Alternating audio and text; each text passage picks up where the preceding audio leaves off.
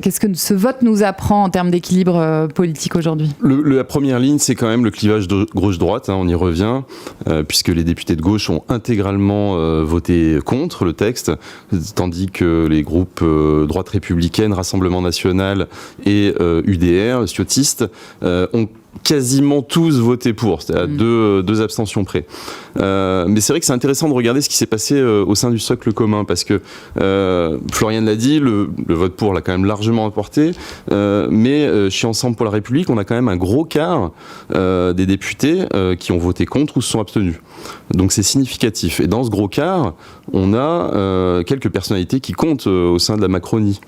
Je pense, la présidente de la Commission du développement durable, qui était en première ligne, l'agricultrice Sandrine Lefeur, et assez logiquement plusieurs autres membres de cette commission, mais au final, on a des représentants de toutes les commissions de l'Assemblée, affaires sociales, affaires économiques, défense, finances. Donc on a vraiment des députés EPR un peu partout qui ont voté contre. Des anciens ministres aussi. On a aussi 2 anciens ministres, effectivement, des gouvernements Attal et Borne, donc Hervé Berville et Thomas Cazenave, qui fut aussi secrétaire général adjoint de l'Élysée. On a aussi Roland Lescure, un autre ancien ministre et ancien président de la commission des affaires économiques, qui s'est, lui, abstenu. On peut citer aussi Pierre Cazeneuve, qui est un député EPR un peu pivot aujourd'hui sur les questions environnementales, notamment l'eau.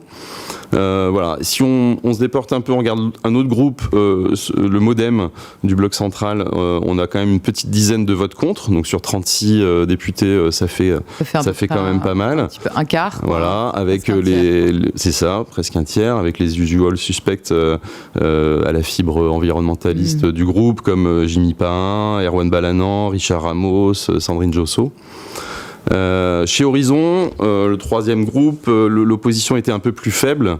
On a quand même aussi là plus d'un quart des députés qui se sont abstenus ou votés contre. Donc c'est quand même aussi significatif. Donc il y a un vrai clivage quand même au sein du bloc central.